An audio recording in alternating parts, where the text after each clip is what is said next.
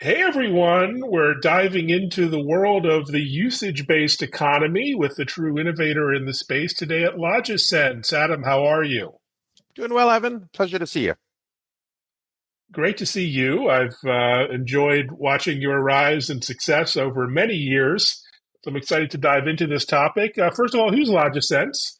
And maybe introduce yourself as well.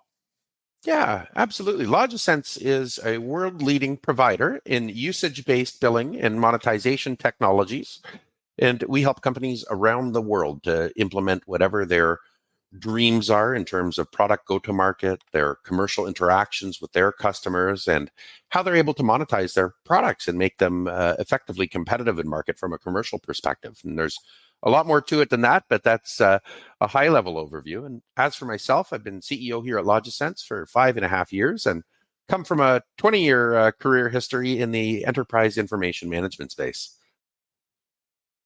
Well, great to have you here. Appreciate the time and interest in joining. Let's start with the big picture, the usage economy. You wrote a book, maybe the book on the usage economy. Let's start with definitions. What is it? How do you define it, describe it? Absolutely. I think it may be the book so far, as Logisense is certainly an innovator in this space. And we talk about the usage economy. Uh, you might also have heard this as a consumption economy or Mm, usage-based billing, usage-based go-to-market. And really, what we're talking about is a shift in the economics of business and in our personal lives as well. For those of us of a certain vintage, we remember that there was a time when a transaction was just a one-time transaction. I'll sell you a pencil and I will walk away from that. And over the last 10 or 15 years, the drive towards recurring revenue to help cement longer-term customer relationships, to increase customer lifetime value, has been largely driven by the subscription economy. And I think we all feel this nowadays in our consumer lives, where an average household may carry 9, 10, 11, 12, or more different subscriptions. Maybe that's for streaming media services, and maybe that's for other goods or services that you may consume regularly. But the usage economy is about an evolution from that concept of a subscription economy. And I think a lot of us have experienced subscription fatigue, where you may have, I know for me personally, and I'll use these streaming services because I think it's a great colloquial example. You have got 7 subscriptions ongoing, and you're probably not getting value out of all of them. I know there's a lot of people who will, like myself, hop from streaming provider to streaming provider so that you're not spending money on something that you're not using. They update their content catalogs once a year, or a franchise that you enjoy watching comes out with some a new season or new episodes. And you may subscribe to that streaming provider for a couple of months, binge all of the content that you like, and cancel your subscription and come back to them a year later, because you don't want to pay for 8 different subscriptions to 8 different content platforms that you're not going to be using to the fullest. It's a waste of money. And sooner or later, various providers, I think this is happening a lot in B2B scenarios now, but these content providers are going to start to catch on to the fact that having a subscriber for 2 months out of the year every year isn't all that effective a business model. And if I can keep that customer engaged and happy and getting value from my platform for the entire duration of the year, A, I'm likely to get more revenue out of them. B, I'm likely to retain them for a longer period of time. And C, they're likely to enjoy the quality and the value that they get from my service more than the others.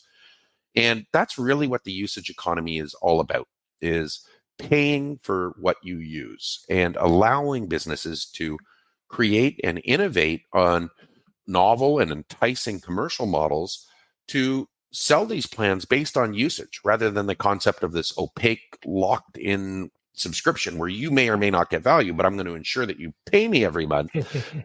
People start to get fatigued by that. So that's where the usage economy comes in. And I would deposit to you this example, that the first content streaming house who offers a usage based plan where maybe I can put a couple $100 on account with them, and they'll deduct credits from my account as I actually consume content from their platform, mm. rather than charging me an opaque all-in subscription every month that seems to be ever increasing. I don't know if you've been watching your bank account with these streaming services, but they've doubled in price over the past few years, and I don't feel the value from the content that's coming for that doubling of price. if they allowed me to have a usage-based model where I was paying as I was consuming content fairly. So they're required to put good product out there, and I will consume it, and I will happily give them my money.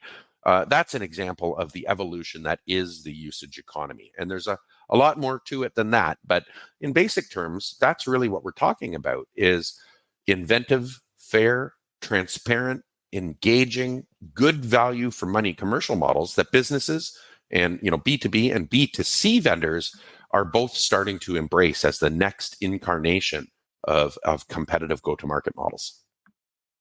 Wow, hallelujah. You're preaching to the choir here. It sounds fantastic as a consumer and prosumer, I guess.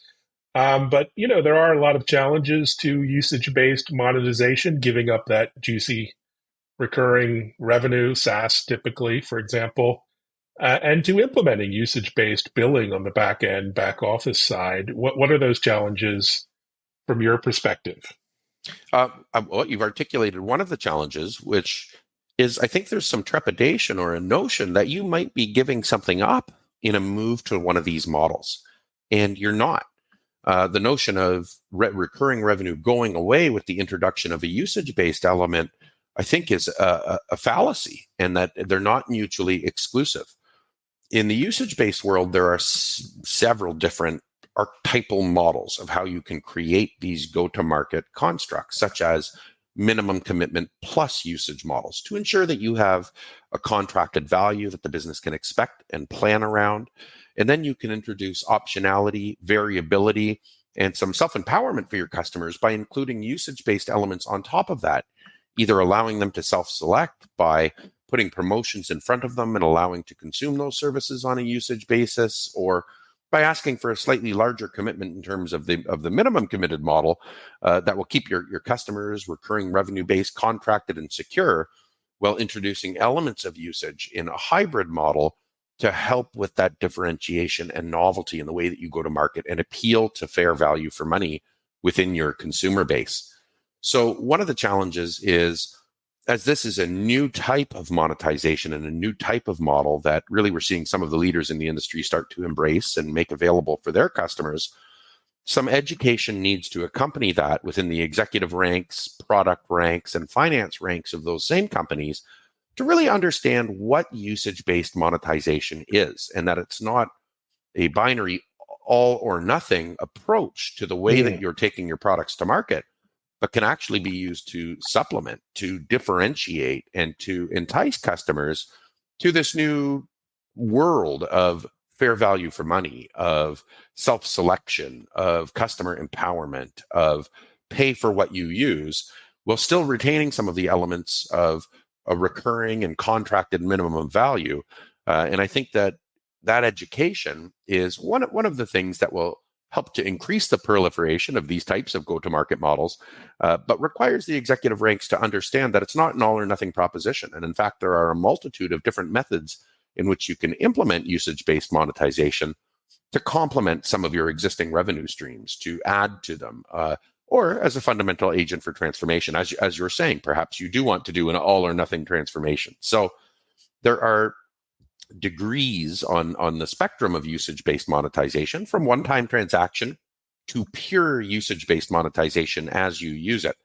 And finding that right balance is part of the practice and part of the challenge, getting that education out there, understanding it's not an all or nothing proposition, and also growing education around the concept of a value metric. If you're going to charge me for usage, that charge should be calculated on where I, as a consumer, perceive or know or understand the value of your product to me to be. Again, I'll come back to the very colloquial example of a content and media streaming house. Me watching hours of well-produced, new, awesome sci-fi content is great value for me as an individual consumer.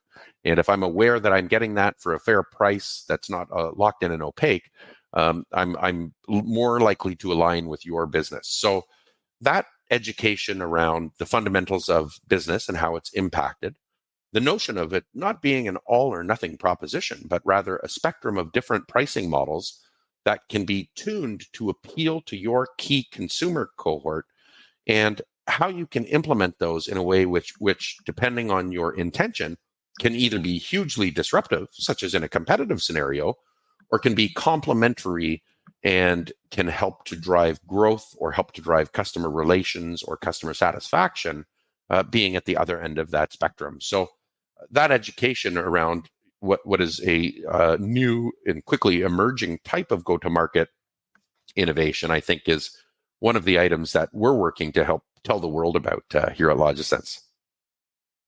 Fantastic.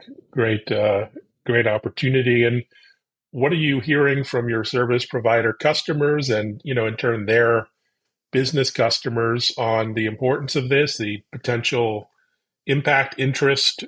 Where are we with the usage-based economy? I think quickly proliferating. I remember a time back in 2019, 2020, where money was free. Imagine what a world that was. 4 or 5 years later, in 2024, it's a very different scenario in business, and interest rates have increased. I think that the notion of growth at all costs and the infinite growth fallacy, the shine is starting to come off of those thought patterns, and we're realizing that there isn't an infinite human population. So businesses need to get back into the concept of direct competition with others within their industry. And the importance of this is that the way that you monetize your product and the way that you interact commercially with your customers is a part of your customer experience. And more than that, it's a vital part of your customer experience. You can have a happy customer for years, send your bill every month, they pay it diligently, and you'll never hear from that customer, positively or negatively. But if you get the economics wrong one time, or if you have a negative commercial experience around your product, you're going to hear from that customer right away, and probably in a way that you don't want to hear from them. So getting this right is of vital importance to businesses, and understanding how they can implement these models and what the benefits can be. I think there are also factors that are motivating businesses to look to adopt these values, because again, it's no longer the concept of there is potential for infinite growth within a finite human population and within finite markets, and that companies have to start designing those commercial interactions as a differentiator attached to their product. And we're starting to see more and more of that in the market. Additionally, from a consumer perspective, or from businesses buying services from vendors, the landscape is very different in 2024 than it was 5 years ago. And you need to convince the CEO and the CFO in 2024 why that money has to be spent. And if you're signing up for another software subscriptions, and a lot of businesses will have hundreds of subscriptions from various vendors going on within departments for individuals, company-wide, you really need to make a strong case to the CEO and CFO as to how you're going to get value from this new subscription or this new service, this new technology, and be able to articulate that business case. And if you're providing B2B services, a business case where we only pay for what we're getting, for what we're using and what we're getting value out of, is far more compelling to a CEO or CFO's ears in 2024 than I'm just expected to pay a big lump sum to a vendor, and I may or may not get value from that over the coming years. So I think there's a lot of importance in there, both in terms of how economics have changed over the past 5 years and the need for real value for money, for strong business cases, and to satisfy the CEOs and CFOs of the world to get your project done. But also in appealing to this increasing shift in how aware people are of the economics, and ensuring that they are getting value, and ensuring that they're paying for the right things that their business is getting value from. So I think those are a couple of important factors to consider in this transformation, and part of what's driving this push towards usage or consumption-based go-to-market models. Wow, impressive insights there. So AI is the topic du jour, as we know, and I imagine there are tremendous opportunities around AI for personalization, customization on the user and provider side. But what say you? What are some of the practical applications of AI in the usage economy? It's certainly an area where I get very excited, and I'll poke into one very salient example today. It seems this year in 2024 that every business is hanging an AI shingle on its kiosk and its booth. And I've been talking to a lot of my peers. I've been certainly scoping out the competition out there. And what I find a stark shortage of is a clear articulation of the value proposition around implementing AI. And what are those use cases that truly create value for businesses? And I don't find a lot of them outside of using a large language model to generate pros for marketing assets, for collateral. And even at that, you're still going to have a human reviewing and proofreading that to ensure that it is fit for market before it goes out. That's good, but that's not the panacea that we have been hearing the hype about over the course of the last year in terms of AI automation and its potential. And the reason for that, I believe, is an AI large language model that is trained on the wilds of the internet or whichever source material the vendor is using to create that model doesn't know about your business.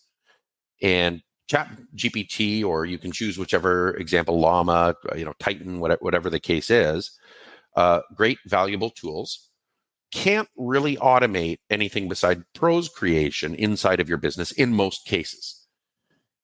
A usage-based billing platform like Logisense is at the center of the data flow within your business. So you can imagine, to do what we do at Logisense, we're integrated with your environment, and we understand who your customers are, what your products are, when the products were used by a customer, in which sequence, at which volume, for how long, in which location.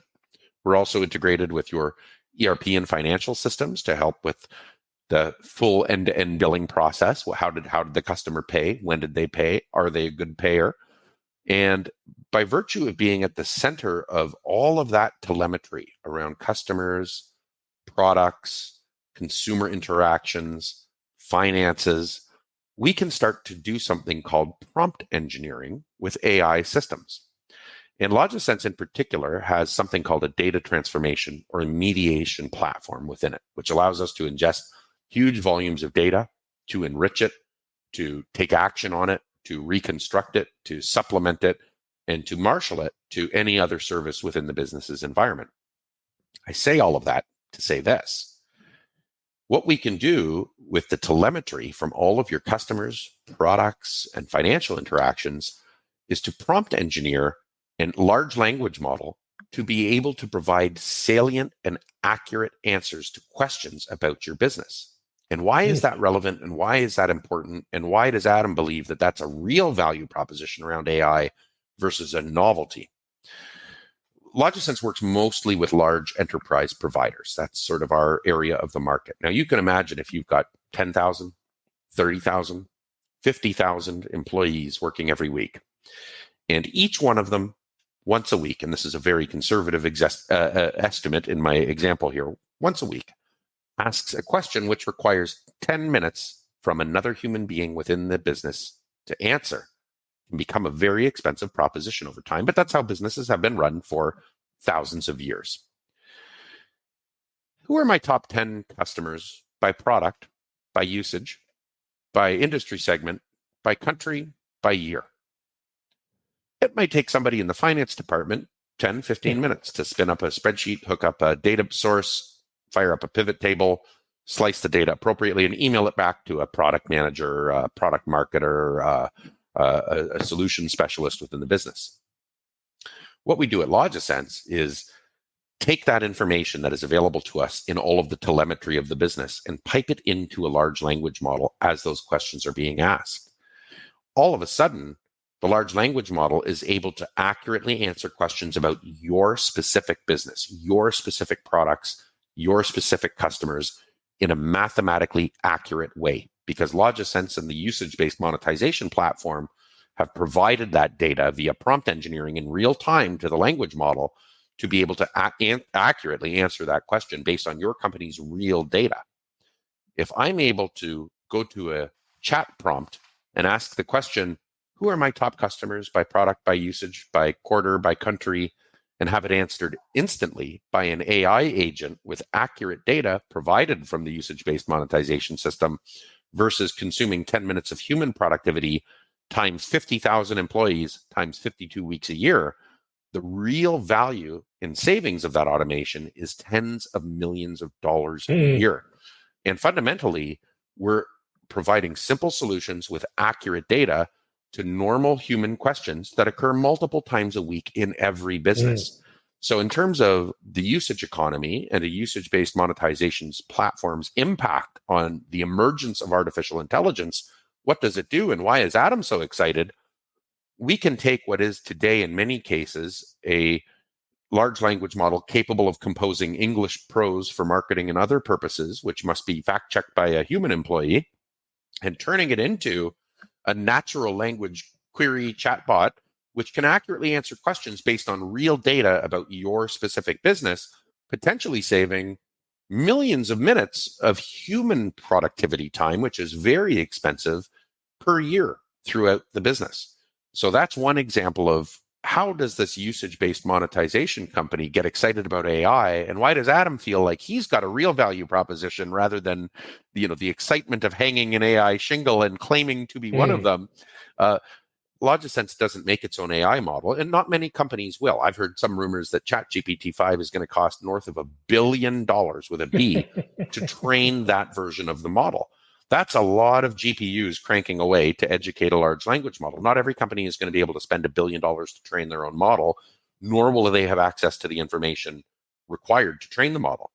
So take one off the shelf from the provider of your choice, ChatGPT, Microsoft, Amazon, Facebook, whomever it is, and use this usage-based monetization platform and the telemetry it generates and has access to prompt engineer your AI and make it smart enough to answer questions about your business in real time that would previously have taken conservatively a few minutes of human time to answer, but are conducted many times throughout the day, week, month, year. So that's where I start to get really excited, is about making these AI models smart about your specific business with real data and make them capable of automating real human tasks that are necessary to the function of a business, and doing so in a way which is pennies of electricity versus very expensive human time, and to do so accurately with real data unique to your business. Wow, quite a mic drop moment. Well, I'm not sure. We could probably end here. That was the takeaway. But I do have more questions, but really interesting opportunity for operational efficiency there. What about strategy? You talk to a service provider, they spend countless hours on pricing strategies and modeling, and talk about spreadsheets. You can't even begin to dissect how much effort goes into making something seem simple. But usually it's under the hood, it's not. How will this new usage-based economy affect pricing strategy, strategists, and their job? I think in a very similar fashion, in that up until today, it really is a human exercise. There's a lot of art and science that goes into pricing, and a pricing team, a pricing office, and very few companies have dedicated pricing strategists. That's usually a big company game to have that level of expertise and to have a dedicated pricing office on staff.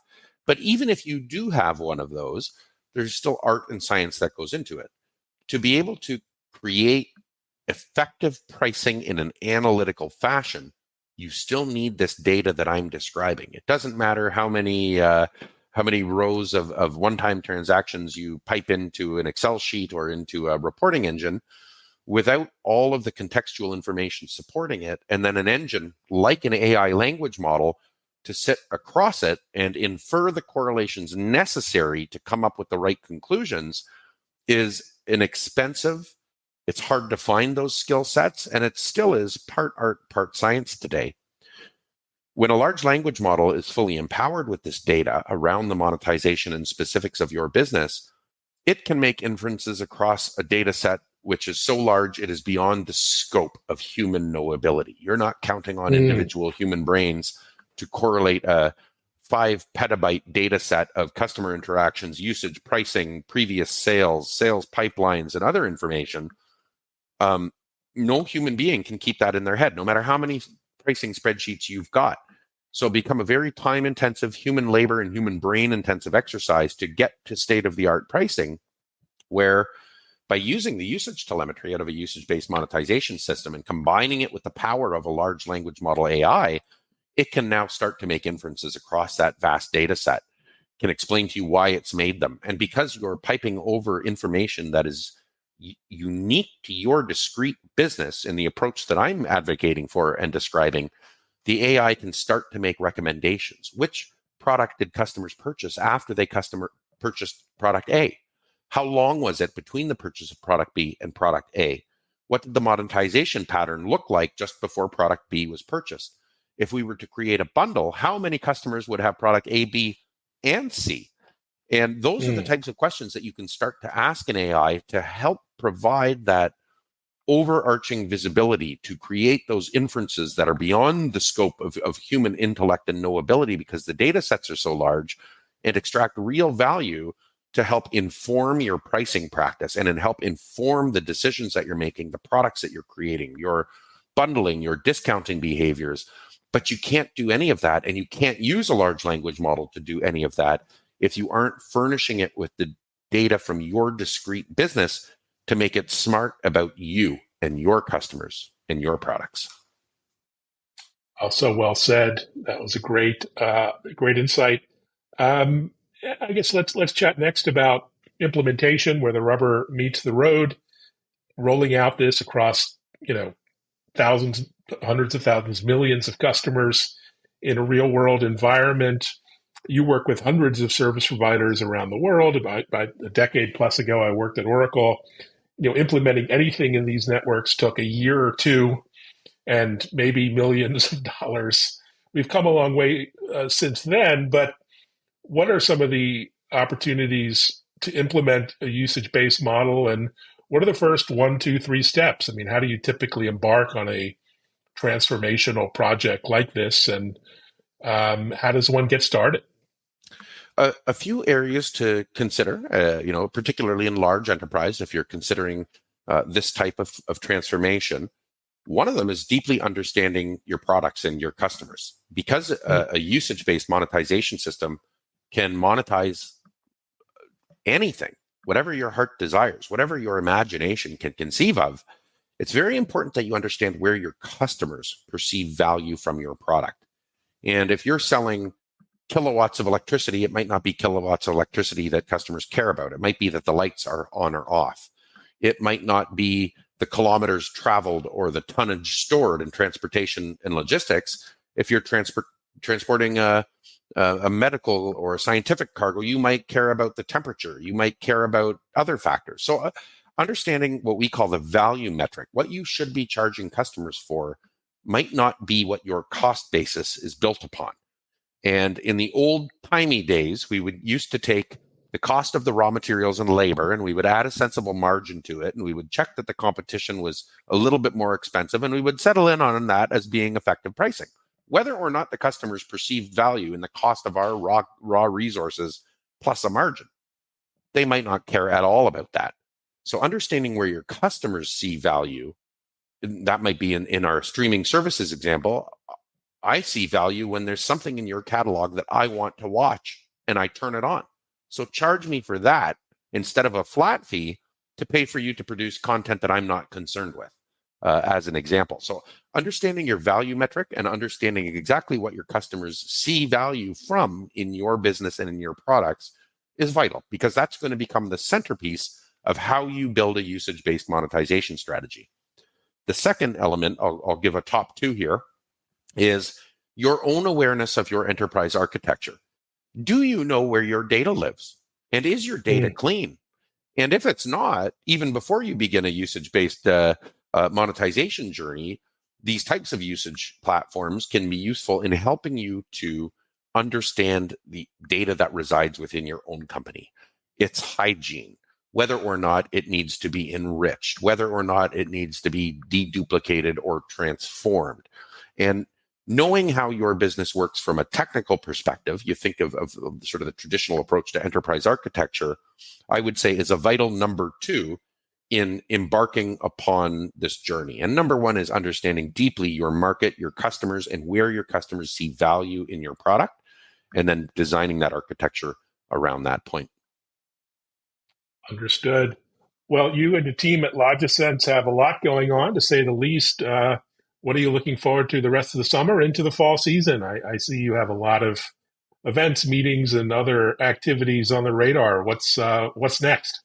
We do. We've got a lot of exciting things going on, and I'm probably most looking forward to. We're hosting a forum this November in San Francisco called the Usage Economy Summit, and we're Oh, hoping to wow. get thought leaders out. We're hoping to get customers and partners to join us, those in the industry, X as a service providers out in the valley. Come join us, and we want to get all of the best minds in the industry together to talk about this usage-based monetization transformation, to share experiences with each other, to share best practices, and to elevate this knowledge I talk about in being able to identify your value metric, understanding what the wealth of data within your organization represents and how it can be used in conjunction with tools like AI large language models to help drive your business into the future and ensure that you're capitalizing on these quickly emerging transformative technologies that are gracing the marketplace presently, and making sure that you're just not just caught up in a buzzword soup, but that you understand how you can practically apply these and to share stories with other experts, to really get the most out of this economic transformation that is happening. So I think I am most excited about the forthcoming Usage Economy Summit, and hopefully we'll have some of those watching this stream join us for that and learn a little bit more. That would be fantastic. Well, congratulations on all the success and innovation and leading the charge towards this new, brave new world we find ourselves in. Thanks so much, Adam. Really appreciate it, Evan. Thank you. Thank you. And thanks everyone for listening and watching. Take care.